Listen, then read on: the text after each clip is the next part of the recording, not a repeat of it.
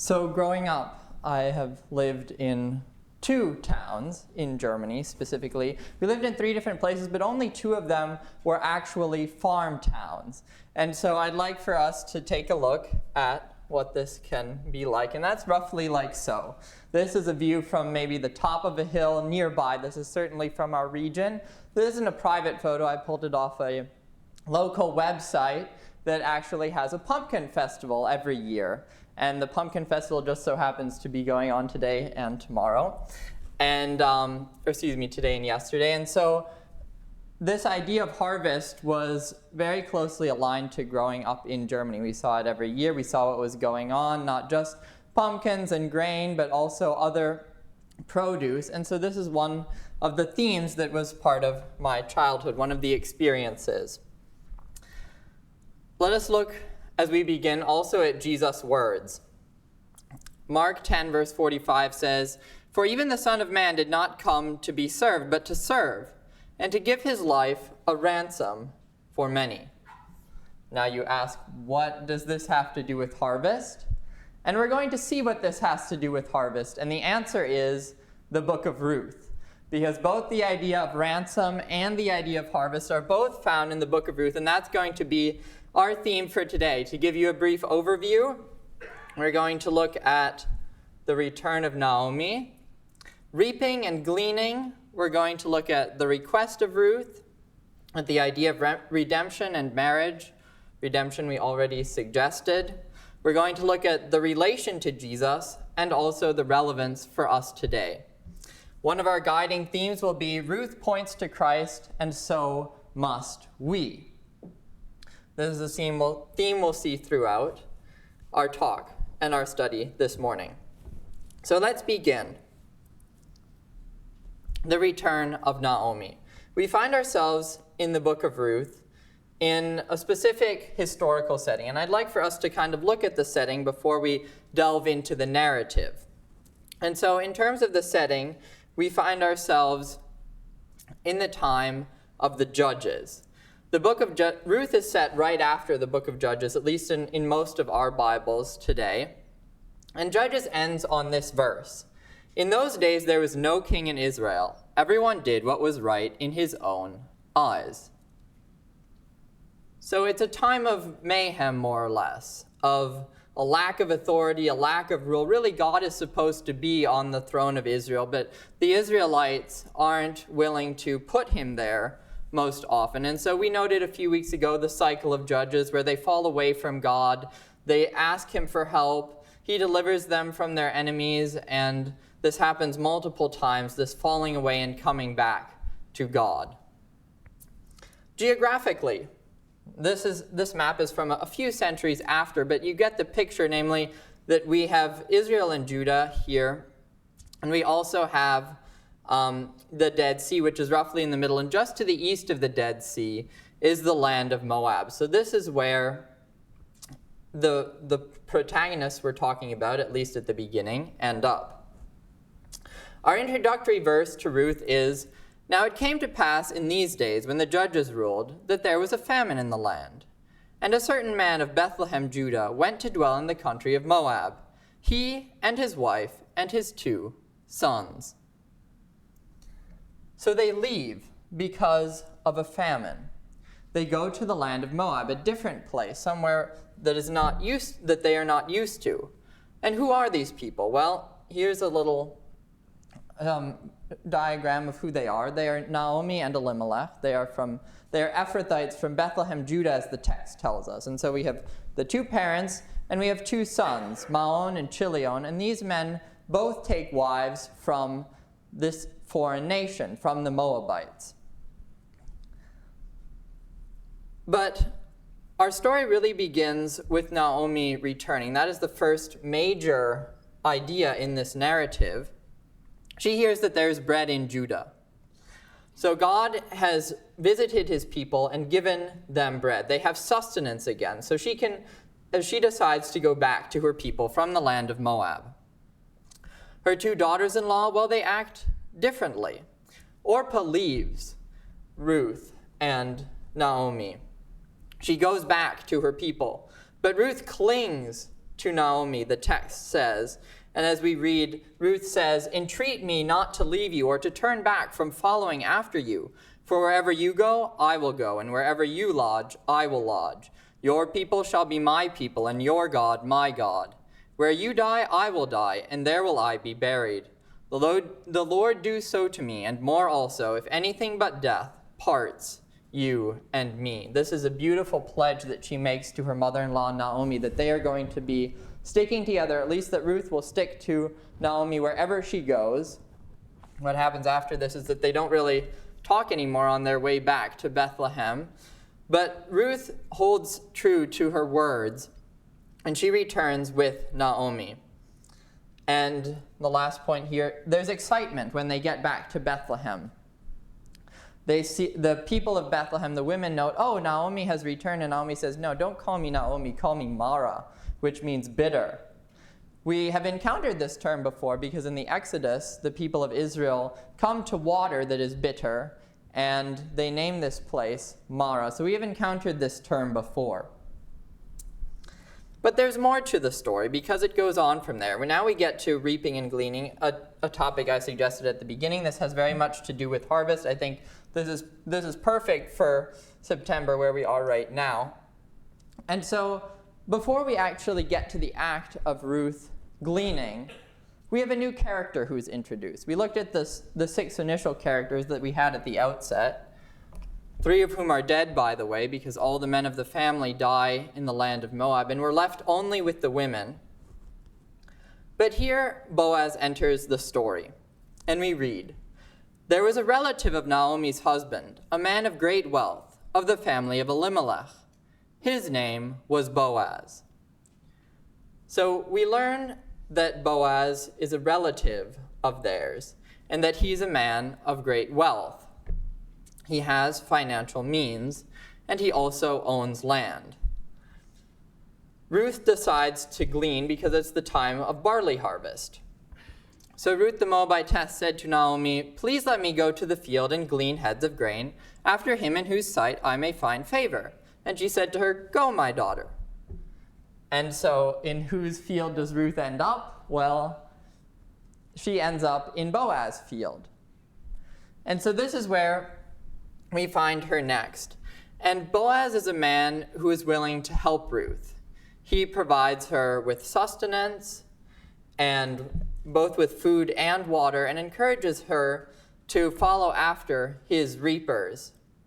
You see, it's harvest time, so they're hired laborers. Back in Germany, we do use machines as in this country, and so we have harvesting machines, and I especially remember the machines that would make hay bales. And so what you do is you first cut the hay, you spread it out on the field, you let it dry. Then there's this machine that comes by with 2 twirly things, and it twirls the hay into these nice straight rows. And so you rows of hay, you let that dry even more, and then you come there with a machine that kind of has this suction function, more or less. It's kind of like a vacuum, and it sucks up the hay and it makes it into hay bales. And so that's how you get hay bales. These are machine-made instead of handmade, but we often had them even very close to our house in Germany because we lived close to farmers' fields. And so Boaz's workers are gathering in his produce. And Boaz speaks to Ruth. He says to her, "You will listen, my daughter, will you not? Do not go to glean in another field, nor go from here, but stay close by my young women. Let your eyes be on the field which they reap, and go after them. Have I not commanded the young men not to touch you? And when you are thirsty, go to the vessels and drink from what the young men have drawn." Boaz encourages her. He provides her with a sense of security and refuge when she's actually a foreigner. There are only women who are left of the family, and so she's in a vulnerable position. But when we come to the next part of the story, when Ruth comes home, Naomi is very overjoyed with what she brings with her and of the stories she relates to her. Then Naomi said to her daughter-in-law, "Blessed be he of the Lord, who has not forsaken his kindness to the living and the dead." And Naomi said to her, "This man is a relation of ours, one of our close relatives." Naomi knows who this man is. We, of course, know because the text tells us, but Naomi is also aware. And Naomi said to Ruth, her daughter-in-law, "It is good, my daughter, that you go out with his young women, and that people do not meet you in any other field." So Naomi reiterates this idea that Ruth is supposed to stay by Boaz because he is willing to be kind to her, to provide a sense of security, at least mildly, for her. So these are the points we've looked at with Ruth gleaning. But the story moves on from here, and we're now getting into chapter 3 of the book. We're roughly halfway through. And Ruth makes a request. Better yet, Naomi prompts Ruth to request something of Boaz. And so we find at the beginning of this chapter Naomi's instructions to Ruth. And Naomi tells Ruth, "Therefore, wash yourself and anoint yourself. Put on your best garment and go down to the threshing floor. But do not make yourself known to the man until he has finished eating and drinking. Then it shall be when he lies down that you shall notice the place where he lies. And you shall go in, uncover his feet, and lie down. And he will tell you what you should do." So Naomi is giving Ruth instructions. And what she has in mind is that Boaz will provide an even greater sense of security for Ruth so that she can be shielded and protected. Possibly also, Naomi has the idea of marriage in mind. And so Ruth comes to Boaz as instructed to do so by Naomi. This is in the evening or the night time when Boaz has already lain down, and she uncovers his feet and lays down near him. And Boaz is a bit startled when he wakes up around midnight, and the text tells us his words.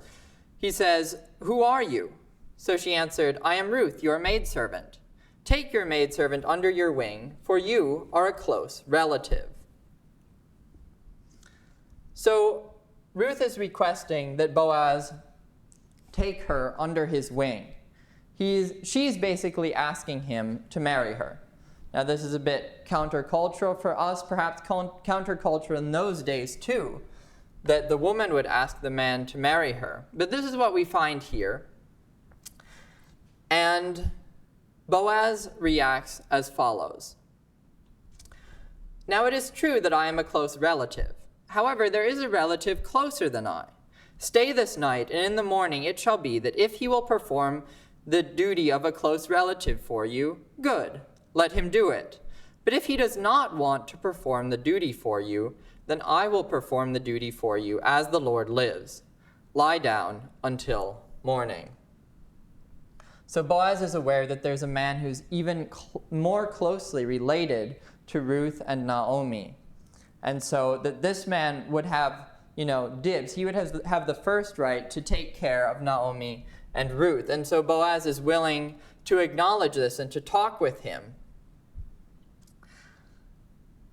So Naomi's instructions, Ruth's request, and Boaz's reaction. Boaz has planned on taking action.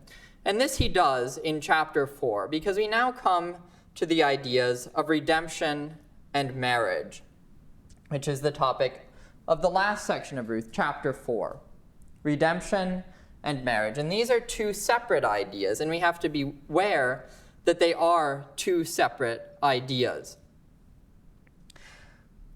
Where do we find ourselves geographically, if you will? Well, we find ourselves at the gate of Bethlehem. And Boaz is talking with both 10 elders of the city and also the relative, the closer relative than he, to Ruth and Naomi. So there are 11 different people and Boaz, so that makes 12. And he makes them sit down. These elders are, if you will, sort of like a city council, perhaps. They are men who have some ability to make legal decisions and to regulate life. The fact that they're elders suggests that they have amounts of wisdom and authority and experience, so they can actually judge between their brethren. When the children of Israel leave Egypt, they're left with Moses as their judge, and Moses' father-in-law encourages him to set up other judges that will help him rule and judge the people according to God's law. And so we get a multiplicity of judges and people who are able to make decisions among their brethren, so that it's not just Moses. And this is a similar concept here. These men are, if you will, men who are similar to judges. Now, they're not as much on a national scale as the judges themselves that are mentioned in the book of Judges and that are characteristic of this time. But they have a sense of authority very locally, limited to their town, in our case, Bethlehem. And they have authority and experience there. And Boaz relates the situation to this relative, and he tells him, buy back the land for the family of Ruth and Naomi. And the relative says, okay, sure, I can do that. That sounds feasible. But then Boaz goes on to explain, and he says, on the day that you buy the field from the hand of Naomi, you must also buy it from Ruth the Moabitess, the wife of the dead, to perpetuate the name of the dead through his inheritance. So Boaz says you must also marry Ruth, basically. There are two separate ideas, or two things going on here. I'd like for us to look at them grounded in the law of Moses as well. And one thing going on here is redemption of land. This is important for us to understand, and so let's read together. The land shall not be sold permanently. This is God speaking, God giving Moses instructions to tell the children of Israel. The land shall not be sold permanently, for the land is mine. For you are strangers and sojourners with me, and in all the land of your possession you shall grant redemption of the land. If one of your brethren becomes poor and has sold some of his possession, and if his redeeming relative comes to redeem it, then he may redeem what his brother has sold. So if you become poor in Israel, you are allowed to sell your land. And then one of your relatives was able to buy it back because the land was ultimately going to stay in the family's possession. If there was no way for a relative to buy it back, after 50 years, the year of Jubilee, it would automatically fall back to the same family. So in our day and age, we think of buying land permanently, right? It belongs to us, then it's ours. But in those days, in Israel, it's not really that you're buying land, it's more that you're leasing land. You're purchasing the right to use the land for a certain amount of time. And so, say there are 49 years to the year of Jubilee, that's going to be a higher price for the land than if there are only 1 or 2 years. Because your time to use the land is, of course, longer or shorter depending on when the next year of Jubilee is coming. So that's one idea, and we must keep these ideas separate because they're both found in the book of Ruth. They're often conflated, I think. They're sort of combined. My New King James version says Boaz redeems Ruth, but I would contend that that's inaccurate. Boaz redeems the land. And what Boaz does with Ruth is called levirate marriage. This is also a concept, a legal clause, if you will, that is found in the law of Moses. So we read, if brothers dwell together and one of them dies and has no son, the widow of the dead man shall not be married to a stranger outside the family. Her husband's brother shall go into her, take her as his wife, and perform the duty of a husband's brother to her. And it shall be that the firstborn son which she bears will succeed to the name of his dead brother, that his name may not be blotted out of Israel. So I think this concept is separate and distinct, and we have to understand this as well. That if one brother marries a woman, but then the brother dies, the next brother down is supposed to marry that woman and raise up offspring for his brother. So that in Israel at best, the number of families stays the same or increases, but we don't have a decrease of the number of families in Israel. So that is what is going on here. That this is very important to God becomes clear, for example, in Genesis. One man refuses to do this, and he is murdered by God. Around Genesis 38, we're talking about Judah's 2 sons, Er and Onan, and God kills the one who isn't willing to raise up offspring for his dead brother. So this is something that is very important to God, that this needs to happen lawfully. And Boaz is willing to do both. Let us read. And Boaz said to the elders and all the people, you are witnesses this day that I have bought all that was Elimelech's, and all that was Chilion's and Mahlon's, from the hand of Naomi.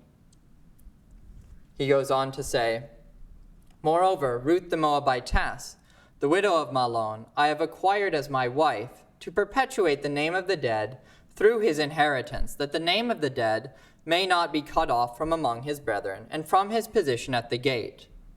You are witnesses this day." So in verse 9, redemption of the land. In verse 10, levirate marriage. Two separate things. Boaz is willing to do both. And so now we come to the relation to Jesus, which is present in many different ways.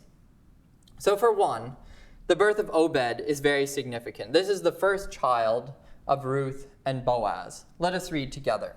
"So Boaz took Ruth, and she became his wife. And when he went into her, the Lord gave her conception, and she bore a son.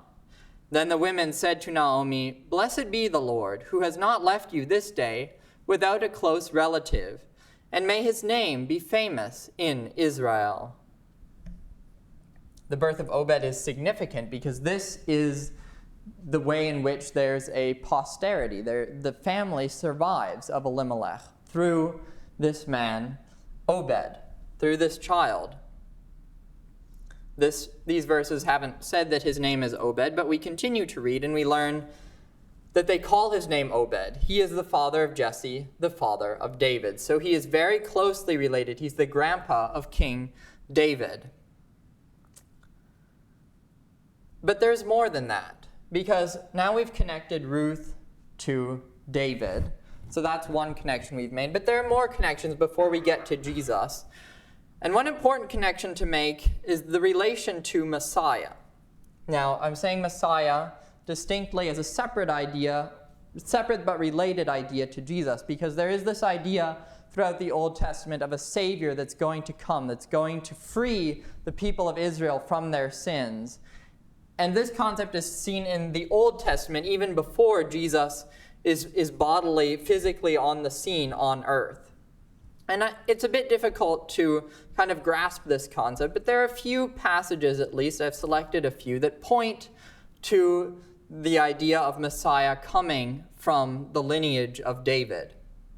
The root of Jesse is mentioned in Isaiah 11, verse 10. Jeremiah 33, verse 17 tells us that David would never lack a man on Israel's throne. His offspring, his seed would be the kings. And God would raise up to David a branch of righteousness, according to Jeremiah 23, verse 5. And so although it's often vague in the Old Testament, it's not as crystal clear as if you know the New Testament. We get this indication, this hinting, that the Messiah will be an offspring of King David, and therefore also of Ruth and Boaz, of Naomi and Elimelech. So Ruth points to the Christ, if only vaguely, and so must we. We'll look at the latter part of this sentence later. Matthew, from a New Testament perspective, now he has more information, and the Holy Spirit has revealed these things. And he records, so all the generations from Abraham to David are 14 generations. From David until the captivity in Babylon are 14 generations. And from the captivity until the Christ are 14 generations. Matthew makes this very specific. There are reasons why it's 3 times 14 in his genealogy that he provides of Jesus, whereas with Luke we get a few more names. But this is significant because now we have linked, with the help of the New Testament, the relationship between Ruth and Jesus biologically.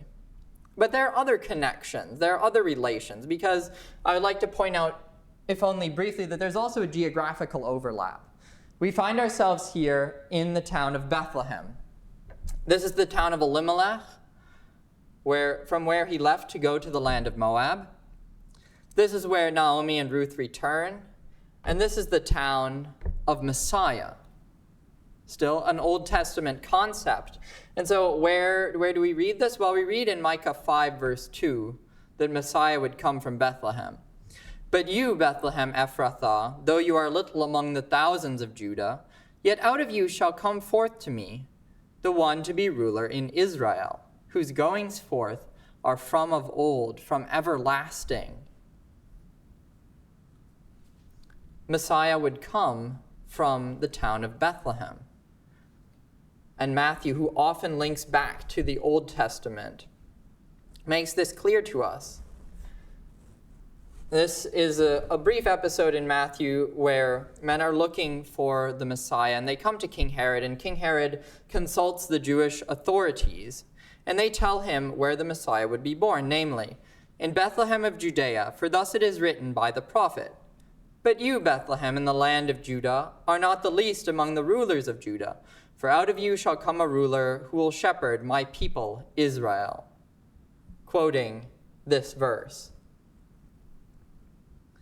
So Messiah would come from Bethlehem. That is the geographical overlap to the book of Ruth, if you will. And we've noted there's also a biological connection directly. But there's more than this, because as we noted at the beginning, Jesus has come to redeem us. And the New Testament points this out in many different passages and ways. And so here's one such. Ephesians 1 verse 7 says, "In him we have redemption through his blood, the forgiveness of sins according to the riches of his grace." We read in Ephesians 1 verse 7, but also in Colossians 1 verse 14, almost verbatim, "In him we have redemption through his blood, the forgiveness of sins." So now we know that redemption comes through Messiah. This isn't redemption of land anymore. This is redemption of us. This is the redemption of our relationship and of our souls, basically, to be reconciled to God from the errors and the mistakes and the sins and the separation that we've committed and that we've caused. But we find here this hinting of the idea of blood being involved in this. And the Hebrews writer makes this even more clear, because we read in Hebrews 9, verses 12 through 15, "Not with the blood of goats and calves, but with his own blood he entered the most holy place once for all, having obtained eternal redemption. And for this reason he is the mediator of the new covenant, by means of death, for the redemption of the transgressions under the first covenant, that those who are called may receive the promise of the eternal inheritance." So now we know that Jesus entered the most holy place with his own blood. This is a parallel. It's not exactly overlapping, but it's a parallel to the Levitic priests. These men would come and offer blood to God to redeem once a year and to cleanse the people from all of their sins. The Day of Atonement is when this would happen specifically, although there were many, many, many sacrifices also throughout the whole year. But now Jesus comes with his own blood. And this is special because according to the law of Moses, Jesus can't be a Levitical priest. He's not from the tribe of Levi, let alone from the family of Aaron. He's from the tribe of Judah. As we noted, he is the offspring of David, who's from Judah. So he can't be a priest in the physical sense, but he does much more than that. He's much better than this because he, as the text tells us, obtained eternal redemption. This isn't something that had to be done every single year over and over and over again for centuries on end. No, this was once for all. The Galatians writer, Paul, reiterates similar ideas. "Christ has redeemed us from the curse of the law, having become a curse for us. For it is written, 'Cursed is everyone who hangs on a tree,' that the blessing of Abraham might come upon the Gentiles in Christ Jesus, that we might receive the promise of the Spirit through faith." Why was there a curse? Well, because it was impossible for us to be right under the law of Moses. Paul makes this clear in Galatians that the just shall live by faith, but that the law is not of faith. The law is do this and God will reward you for it, or be happy, or refrain punishment if you obey him. But it's not exactly by faith, which is a key point. And so Jesus redeems us from the curse of the law. He becomes a curse because cursed is everyone who hangs on a tree, and Jesus hangs on a Roman cross for many hours to redeem us. But this isn't just directed to the Jews. As this verse tells us, it's also directed to the Gentiles, to you and I today. Not just those who have grown up in Judaism, who are culturally or on a family level Jewish, but also to those of us who aren't. This is for everyone. It's universal. And so the question that remains for us is, what's the relevance of this? How do we act? How do we understand this? How does this play into our lives? How does this play a role for us today? The book of Titus, which we have been studying, provides some guidance on this. Titus 2 verse 14 tells us about Jesus, that he gave himself for us, that he might redeem us from every lawless deed and purify for himself his own special people, zealous for good works. He gave himself for us. He redeemed us as Boaz did the land. He buys us back so that we should be his own special people, zealous for good works. And that's the thing you and I have to ask ourselves today. How are we going to be his special people? How are we going to be zealous for good works? I mean, what do we need to do? If Ruth points to Christ, and so must we, how do we point to Christ? And I'd like for us to, as we close, just look at some passages or some ideas more specifically that are taken from the book of Titus, because Paul does give us extra information on how we should be zealous for good works. And so one of the ideas is to reject worldliness. We are in the world, but not of it in many circumstances.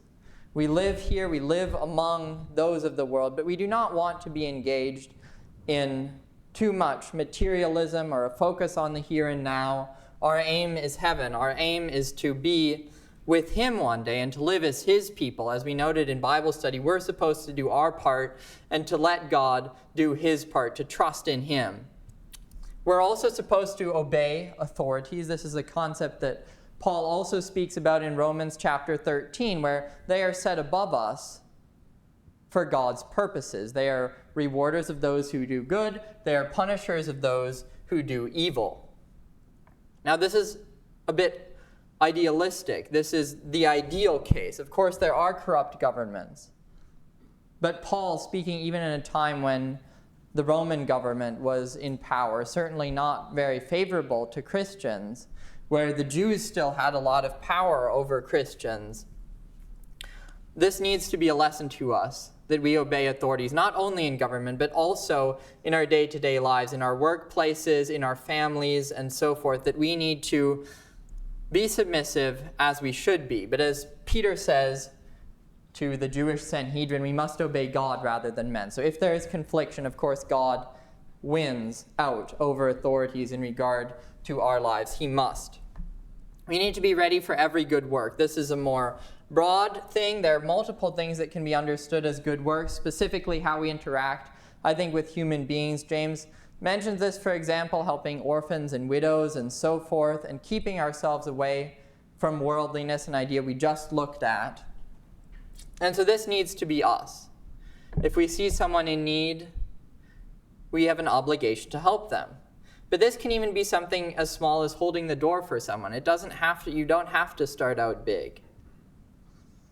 And lastly, live peaceably and humbly. This is often something that's hard to do because it conflicts with our pride, our sense of me, which is often an idea that we find in our culture. And so, but it's not just about me. It's supposed to be more about others.